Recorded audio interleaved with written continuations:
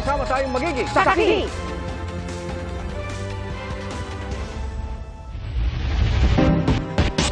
Igan bago sa saksi.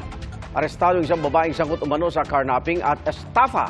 Ang mga biktima inangganyo umanong mag-invest sa catering service pero natangayan ng milyon-milyong piso at mga sasakyan. Saksi, si John Consulta. Paglabas sa courtroom na ito sa Manila RTC matapos ang kanyang hearing, agad sinalubong ng mga ahente ng NBI Organized and Transnational Crime Division ang kanilang target. Tatlong warrant ang isinilbi sa suspect sa kasong estafa, carnapping at bouncing check law. Yung modus nitong subject ay parang kinaibigan sila at pinag-invest sila sa isang catering service. Pero ang nangyari, sila lang ang naglabas ng pera, wala nang bumalik sa kanila. Bukod sa pera na umabot sa milyong-milyong piso, natangayan din daw ng mga sasakyan tulad ng truck at van ang mga biktima dahil sa paniwalang ipapasok ito sa negosyo. Positibo siyang kinilala ng mga biktima. Nasira yung negosyo namin. Ako katulad ko may pamilya ko, ang nanay ko may sakit. Yung mga kasamahan ko nasaraduhan ng business nila. Nandyan ho na kami, nakapangutang kami sa tao, and at the same time, kami naman yung napapabarangay, kami yung nakakasuhan, nasasabihan ng kung ano-ano. So dahil po doon sa ginawa niya sa amin. Pero depensa ng suspect. Hindi po ibig sabihin na nanloko ka o nang scam ka kasi nakinabang po sila sa mga yan. Nahuli na rin siya dati, hindi umano. Noong 2016, nahuli na rin siya sa Rentangay. Marami na siyang previous cases. Karamihan ng kaso niya, estafa. Nakakulong ngayon ang suspect sa NBI QC. Para sa GMA Integrated News, John Consulta ang inyong saksi. Nasawi ang tatlong magpipinsan sa Bulacan at isang mangingisda sa Antique matapos tamaan ng kidlat.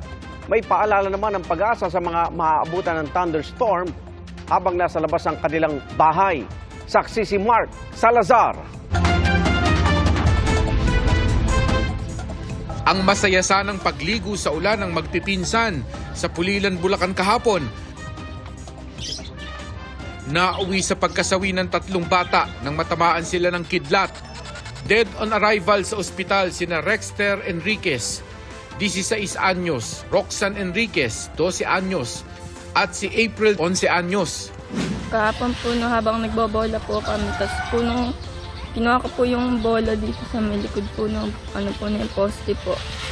Nung pagkuha ko po bigla po kumidlat na malakas. Tapos nung paglingon ko po, wala na pong mali yung mga pinsa ko, tapos umuusok po. Nung narinig po ng anak ko yung ulan, lumabas po ng bahay, naligo po sa ulan.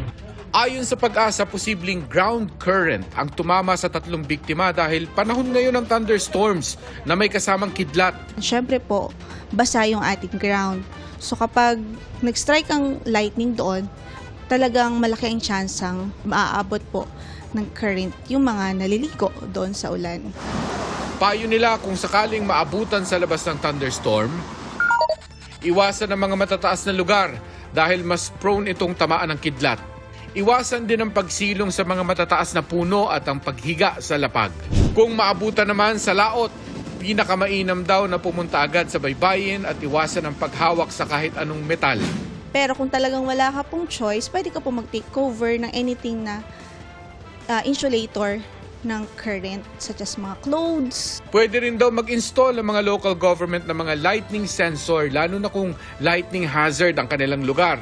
Kung meron nga ma-hire na meteorologist for DRR purposes, why not? Mas maganda po yung ganun. Para mas localized, mas tailor-fit yung mga warnings nila sa lugar nila. Sa Antique, patay ang 45 anyos na mangingisda matapos tamaan din ng kidlat. Ayon sa kapatid niya, umaambon at kumikidlat sa lugar ng pumalaot ang biktima kasama ang isa pa nilang kapatid sakay ng magkahiwalay na bangka. Maya-maya, nakarinig sila ng malakas na pagsabog at nakita nila na may usok galing sa bangka ng biktima.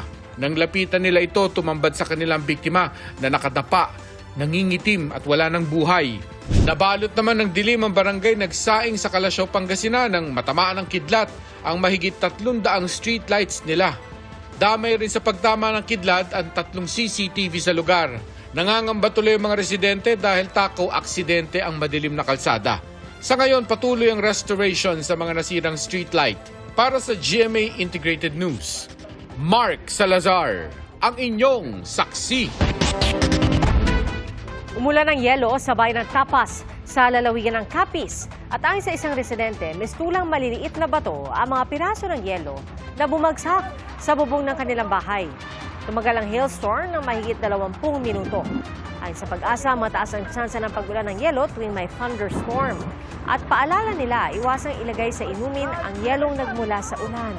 Posible raw ito magkaroon ng masamang epekto sa kalusugan. Awa sa panabog Chinese national ang arestado sa Parañaque dahil illegal umano nagtatrabaho sa Pilipinas. Ang ilan, may negosyo pa sa bansa. Saksi si Mark Salazar. Sa subdivision na ito sa Parañaque City, naaresto ang 37 Chinese nationals sa isang operasyon ng Bureau of Immigration. Ayon sa BI, nag-ugat ang operasyon sa sumbong ng mga residente. Nadiskubre ng Immigration Bureau, illegal umanong nagtatrabaho sa bansa ang mga dinakip. Ang ilan daw sa kanila ay nasa food retail business, may mga restaurant pa at grocery. Karamihan po ay naka-tourist visa, and despite po, kunwari makakita tayo ng isa dyan na meron pong working visa, it's still a violation of their visa because isang foreign national ay issued a working visa. Kailangan company-specific yan, doon sa kumpanya mismo na nag-petition ka, doon ka lamang dapat nagtatrabaho. Sa ngayon, nakapiit na sa detention facility ng BI sa Camp Bagong Diwa ang mga inarestong Chinese habang tinatapos ang proseso ng kanilang deportation. It would depend po kung meron po silang mga pending cases here in the Philippines and yung kanilang mga travel documents. But usually it takes a few weeks to a few months. Sa kabila niyan, nilinaw ng BI, hindi sadyang tinatarget ang mga Chinese dahil sa tensyon sa West Philippine Sea. This is not a crackdown, but this is just the Bureau of Immigration acting on actual violators of the immigration law. Para sa GMA Integrated News, Mark Salazar, ang inyong saksi. Magpapaulan ulit bukas sa malaking bahagi ng bansa ang southwest monsoon o habagat. Base sa datos ng Metro Weather, mataas ang tsansa ng ulan bukas na umaga sa Mimaropa, Western Visayas, Sulu Archipelago at Zamboanga Peninsula. Magpapatuloy yan sa hapon at gabi at posibleng ulanin na rin ang iba pang bahagi ng bansa. May heavy to intense rains kaya mag-i-alerto sa banta ng baha o landslide.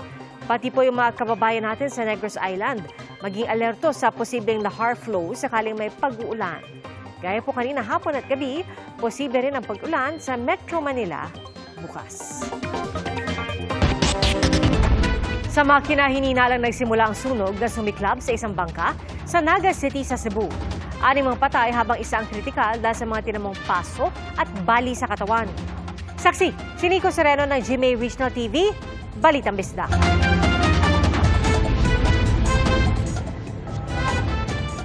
Mag-aalas 8:30 kagabi, ganito ang sitwasyon ng FBCA King Brian.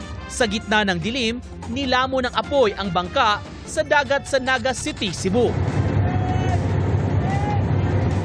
Unang sumaklolo ang mga tripulante ng napadaang cargo vessel. Sila rin ang nag-abiso sa Philippine Coast Guard na agad namang rumisponde. Naapula ang apoy pasado alas 9 kagabi. Sa 12 sakay ng bangka, 6 ang nailigtas, kabilang ang kapitan. 2 ang patay na nang matagpuan dahil sa matinding paso sa katawan.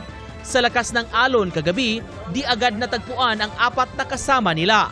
Na-recover ang kanilang bangkay kaninang umaga. Batay sa investigasyon, galing ang bangkang pangisda sa Gilutungan Island sa Masbate at pumalaot nitong June 2. Kwento ng mga nakaligtas, 2 makina ng bangka ang pumalya umano. Naggamit sila ng single engine lang. Then mo to pagagabi nag-repair pag kuno sila nag-continue repair hangtod na hitabo lang tong inatong murag na kuno ni explode iyang giingon sa may makina daw. Then mo to niko sa sunog sa bangka. Inaalam pa ng PCG ang sanhi ng pagsabog, kung sino ang dapat managot, gayon din kung rehistrado ang bangka. Ayon sa kapitan ng bangka, crudo at LPG ang dala ng bangka at walang blasting materials. Wag kay bawa kung basa ka na kuan sir, makina sir yung kuan yung kahit og wild sir ba.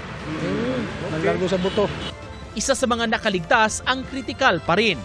Pagsuot na ko ito, nangutana ko niya kung okay ra siya sa iyang kuan, ingon man siya okay ra siya, pero maglisod jud siya tabi kay tungod sa iyang nangapasok sa iyang lawas. Asa man yung mga pasukan? Pasok jud iyang lawas tanan. Nangapanit. Nabali iyang tiil.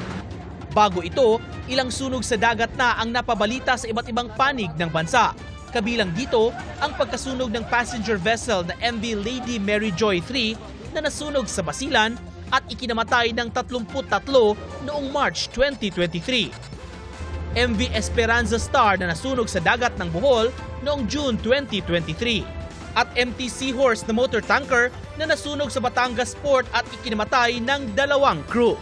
Para sa GMA Integrated News, ako si Nico Sereno ng GMA Regional TV Balitang Bisdak, ang inyong saksi. Sinuspende ng Archdiocese of Manila si Father Alfonso Valesa. Hindi muna niya pwedeng isagawa ang kanyang matungkulin bilang pari, epektibo simula kahapon. Kasunod po yan ng nakunan na video ng tila pisikalan sa pagitan niya at ni Novaliches Bishop Antonio Tobias sa St. Joseph Parish of Gagalangin sa Tondo, Maynila. Kasunod ng suspensyon ayon sa Arsobispado, may tuturing na iligal ang anumang sakramento pangangasiwaan ni Father Valesa. Inalis na rin bilang parochial administrator ng parokya si Father Valesa nitong Lunes. Inilipat muna ng Arsobispado ang pamamahala sa St. Joseph Parish sa isang parish administration team.